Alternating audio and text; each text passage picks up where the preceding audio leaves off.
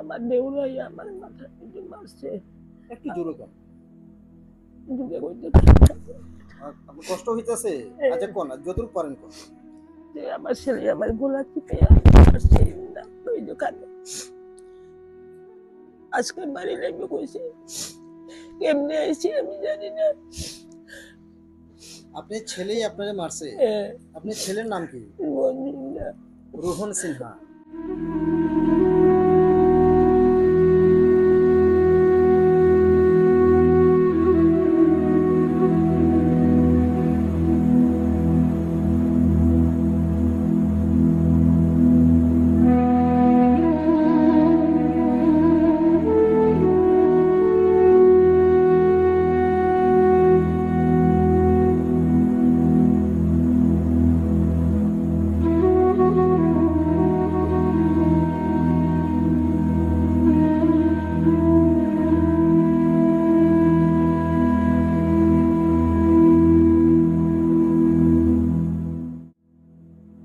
ঊনকোটি জেলার কৈলাসহর থানাধীন বিলাসপুর গ্রাম পঞ্চায়েত।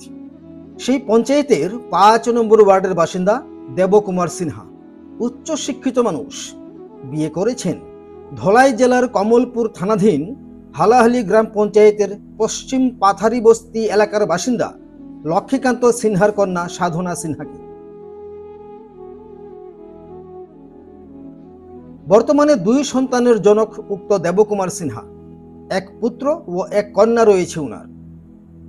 যুবক ছেলে রোহন সিনহা বর্তমানে ঘরে থাকলেও উনার মেয়ে বর্তমানে নার্সিং নিয়ে পড়াশোনা করছে বলে খবর।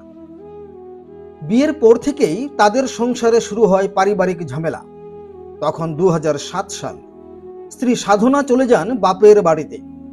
অগত্যা স্টাম্প পেপারে ঘোষণাপত্র লিখেন দেবকুমার সিনহা। তিনি লিখিত দেন যে ভবিষ্যতে আর কোনোদিন স্ত্রীর উপর অত্যাচার করবেন না। এই তথ্য দেওয়া হয়েছে সাধনা দেবীর পিতৃবাড়ির পক্ষ থেকে। এরপরেও সাধনা দেবীর উপর ক্রমাগত নির্যাতন চলেছে বলে অভিযোগ করা হয়েছে। শেষ ঘটনাটি ঘটল চলতি মাসের ১৬ তারিখ। অভিযোগ যে সাধনা দেবীর উপর অকথ্য নির্যাতন চালায় স্বামী দেবকুমার সিনহা, পুত্র রোহন ও উনার এক দেবর। অভিযোগ যে পুত্র রোহন নাকি আইফোন কিনতে উনার কাছে অর্থ দাবি করে। এই নিয়ে একাধিকবার নাকি সে তার মাকে মারধর করেছে। আর এই অভিযোগ করেছেন খোদ জন্মদাত্রী মা।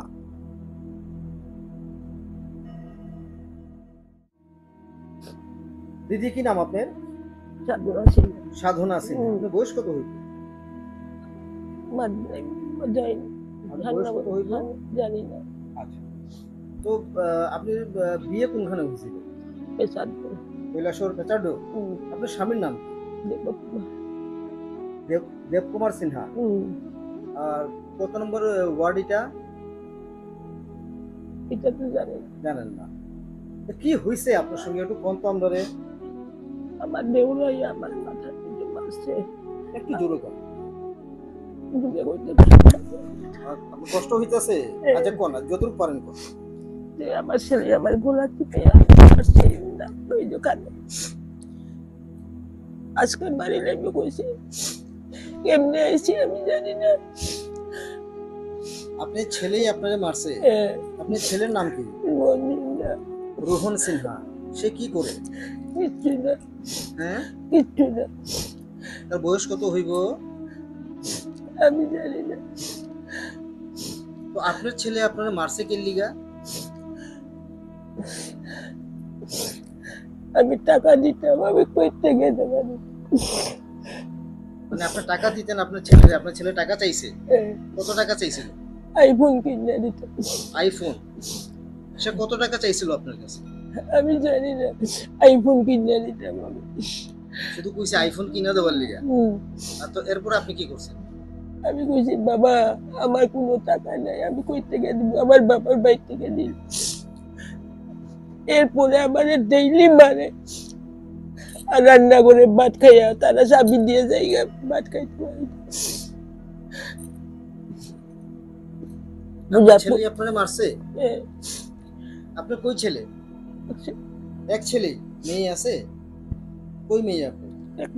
মেয়ে বিয়ে দিছেন? না, আগরতলা জীবিত থাকে। চাকরি করে? নার্সিং করে। নার্সিং পড়তেছে। ছেলে বড় না মেয়ে বড়? ছেলে বলে আচ্ছা, আপনার ছেলে যখন আপনারে মারছে, আপনি ঘটনাটা কি আপনার স্বামীরে জানাইছেন?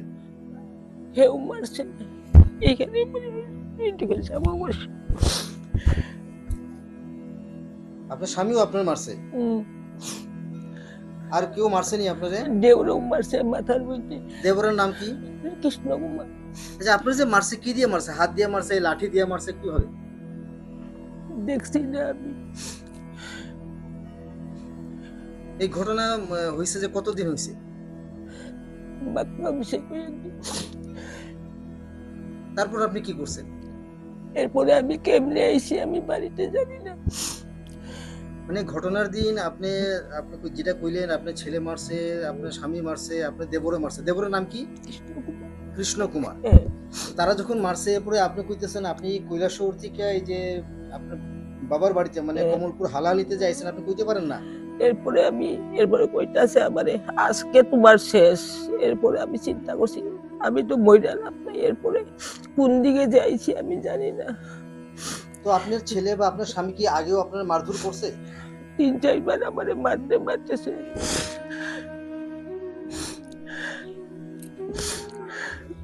তো আপনি কোন কোন জায়গাতে ব্যথা পাইছেন? আর মাথা- মানে আপনি পায়েও মারছে? হ্যাঁ, কি দিয়ে মারছে? ওই দরজা বন্ধ করে লাঠি দিয়ে। হ্যাঁ, লাঠি দিয়ে মারছে। আর হাতে? হাতেও লাঠি দিয়ে মারছে। তো এরকম কি প্রায় কি আপনার স্বামী মারধর করে আপনাকে? প্রায় ওই মারধর করে। ছেলেও মারে? না, ছেলে 3 বার মারছে। স্বামী আগে মারতো, থাক মারো কুইয়া কিচ্ছু করছি না। ছেলে যখন মারছে দেউরে মারছে আর সহ্য করতে পারছি না। আজকে তোমার শেষ, আজকে তোমার শেষ। কে কইছে কথাটা? দেউরে আমার। আপনি দেবরে আপনি কথা কইলো কি লিগা? আমি জানি না কি লেখা আছে। এখানে মাইরে আমার হাত বেকা করে দিয়েছে। তো আপনি কানের স্বর্ণের রিং কই? নিচে গিয়ে তারা গোলা কানে নিচে গিয়ে। তো আপনি কি থানাতে মামলা করছেন? আমি যাইতে পারি না। আপনি ঘটনা যে আপনার যে মারধর করা হয়েছে, আপনি কি এই ব্যাপারে আইনে থানাতে কেস করছেন? আপনি জানেন এটা থানাতে কোনো কেস করছেন কিনা? হো, কে করছে? আমি গেছি, আমি কোনো রকম গেছি, গিয়া গিয়া এখানে লাশ হইয়া বইটা গেছি। এরপরে তারা কইছে হ্যাঁ তোমার এরকম মারছে। এরপরে আমি জিজ্ঞাসি কোনখানে দাদা কেস করে মেয়েরা, কই তারা দেখাই দিছে। এরপরে গেছি, এরপরে আমরা মণিপুরি 2 জন বইয়া রয়েছে, তারা দেখিয়া হ্যাঁ তোমার এরকম মারধর করছে। দেখাইছি রক্ত, কানের মধ্যে রক্ত। মানে আপনি অসুস্থ অবস্থাতে এখান থেকে কৈলাসহর গিয়ে থানাতে গেছিলেন মামলা করেন? কোন দিকে গেছি আমি জানি না। বাতও নেই না, তারা খায়া দরজা বন্ধ করে আমার বাইরে রাখিয়া মশাই কাপড় দিয়ে আমার শরীর শেষ। তো আমরা তো যতটুকু বুঝতে পারছি আপনার পরিবারের সঙ্গে কথা কই, আপনার ভাইয়ের সঙ্গে কথা কই, আপনি বিয়ে তো হয়েছে প্রায় 25-26 বছর হয়ে গেছে বিয়ে। এতদিন আমার নিচে তো তারা কইলে দুঃখ করবো দেখি আমি কইতেছি না। আচ্ছা আচ্ছা। যখন ছেলেই মারছে আর আমি সহ্য করতে পারি না।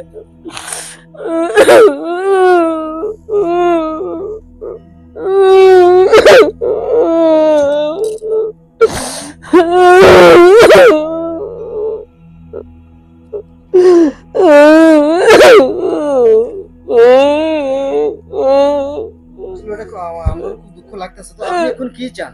আপনি কি চাইতেছেন এখন? আমার ভাই আমি কইতে পারতাম না।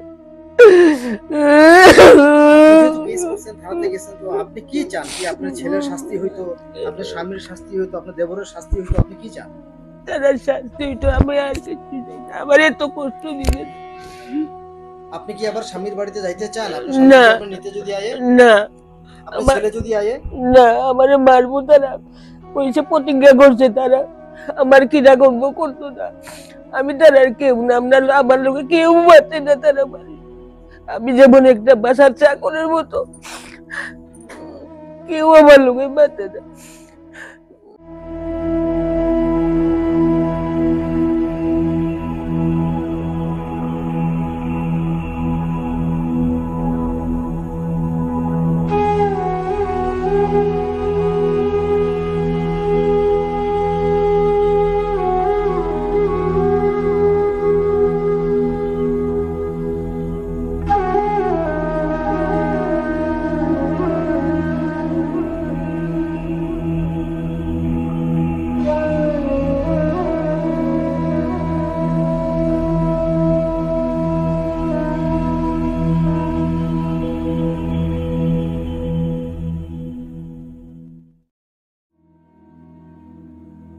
অবশেষে তাকে মারধর করে পাঠিয়ে দেওয়া হয় পিতৃবাড়িতে। পরদিন পুনরায় চলে আসেন কৈলাসহর থানায়। এফআইআর দাখিল করেন স্বামী, পুত্র ও দেবরের বিরুদ্ধে। ওনার শারীরিক অবস্থার অবনতি হওয়ায় ভর্তি করানো হয় কুলাই হাসপাতালে। রেফার করা হয় কমলপুর জেলা হাসপাতাল হয়ে জীবিতে। কিন্তু অর্থের অভাবে বর্তমানে ঘরেই শয্যাশায়ী সাধনা দেবী। এই প্রসঙ্গে কৈলাসহর থানা স্থানীয় পেচারডোহর গ্রামে তাদের বাড়িতেও যায়। থানার বক্তব্য হলো তদন্ত চলছে। থানা সূত্রের খবর হলো থানা থেকে ফোন করা হলেও কেউ ধরছে না ফোন। আমাদের পক্ষ থেকেও তাদের প্রতিক্রিয়া জানতে একাধিকবার ফোন করা হয়েছে পুত্র রোহন সিনহাকে, অথচ কেউই ফোন রিসিভ করছেন না। বাধ্য হয়ে তাদের প্রতিক্রিয়া ছাড়াই সাধনা দেবীর বক্তব্য তুলে ধরা হলো আজকের এই প্রতিবেদনে। মাসিমণি, যিনি আহত সে আপনার কি হয়? আমার মায়া। আপনার মেয়ে? আমার মেয়ে। তো আপনি এখন কি চাইতেছেন যে আপনি মেয়ে যে তার সঙ্গে যে ঘটনা হয়েছে এবং সে এখন যেটা কইলো যে সে আর সংসার করতে চায় না, এখানে গেলে নাকি তাকে প্রাণে মারা হইব, যেটা তাই কইতে চাইলো বা কইলো, আপনি কি কোন, আপনি কি চাইতেছেন এটা?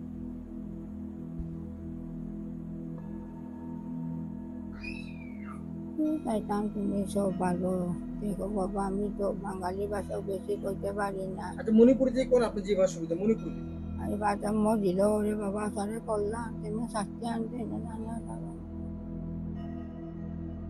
শাস্তি চান আপনি?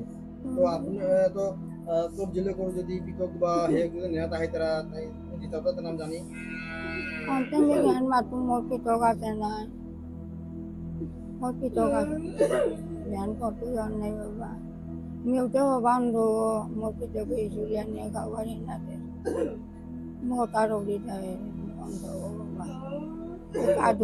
উনি যেটা বলতে চাইছিলেন, উনি মণিপুরি ভাষাতে বললেন, আমি বাংলাটা বলে দিচ্ছি। উনি বলছেন যে উনিও শাস্তি চান ওনার মেয়ের সঙ্গে যেটা হয়েছে। আমি যখন জিজ্ঞেস করলাম ওনাকে বাংলাতে, উনি বলছিলেন বাংলা পারেন না, যেন মণিপুরিতে আমি জিজ্ঞেস করলাম। এবং উনি বলছেন যে আমি যখন বললাম যে ওনার স্বামী যদি আসে, ছেলে যদি আসে তাকে নেবার জন্য, উনি বললেন এটাই যে এই ব্যাপারটা আমার ছেলে বেশি জানবে, ছেলে বলতে পারবে। তাই কি হয়? আমার বর্দি। আপনার নাম? তাপস সিনহা। ঘটনাটা একটু বলতো, কি হয়েছিল? ঘটনা তো দেখেন, আমি কি কমু। রবিবার 16 তারিখ সন্ধ্যা আনুমানিক 6:30 7টা নাগাদ আমার বাড়ি আইছে তাইনে, গাড়ি দিয়ে পাঠাইছে। একা আইছে তাইনে, ভিন্ন আহত অবস্থায়, মাথার আঘাত, পায়ে হাতে। পরে আমি সাথে সাথে প্রধানকে ফোন করি। প্রধান বললে আমাকে 2 দিন রেখে দিন, চিকিৎসা করেন, আমি দেখে নেব পরে। আমি নিয়ে যাই বিএমএস হাসপাতাল।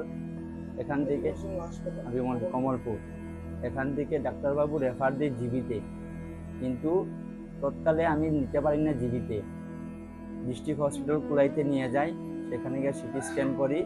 সিটি স্ক্যানের রিপোর্ট আসে, পরে দেখা যায় মাথার মধ্যে প্রচণ্ড আঘাত, রক্ত জমাট বেঁধেছে। এখান থেকে বললো আপনি জিবিতে নিয়ে যান, উন্নত মানের চিকিৎসা করেন। তারপরে আমি নিয়ে আসলাম। আমার টাকা পয়সা একটু সংকট ছিল, আমি এক বেকার ছেলে। ছেলেকে বারবার ফোন করলাম, আমার ফোন রিসিভ করেনি। এমনকি থানার পিএসও তারা অনেকবার ফোন করেছে, তার ছেলের ফোন রিসিভ করেনি। আমার দিদি আজকে হলো 6-7 দিন হলো, তাই ছেলে এখনো কোনো খবর নেয়নি, তার মা কোথায়। টাকা পয়সা নেই। স্মার্ট কার্ড, দিদির স্মার্ট কার্ড ঘরে ফেলে এসেছে। আমি রিকোয়েস্ট করেছিলাম পিএসকে যে স্মার্ট কার্ড দিলে আমি কিছু রিলিফ পাবো, কিন্তু সেটাও তারা লুকিয়ে নিয়েছে, আমাকে দেয়নি। আমি সবার সাথে অনুরোধ করছি, আমি সুস্থ বিচার চাচ্ছি, আর কি বলবো।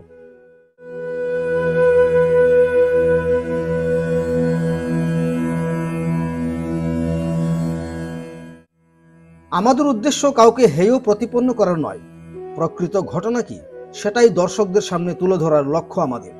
কিন্তু দুঃখিত আমরা রোহন সিনহার পরিবারের কারোর বক্তব্য নিতে পারলাম না।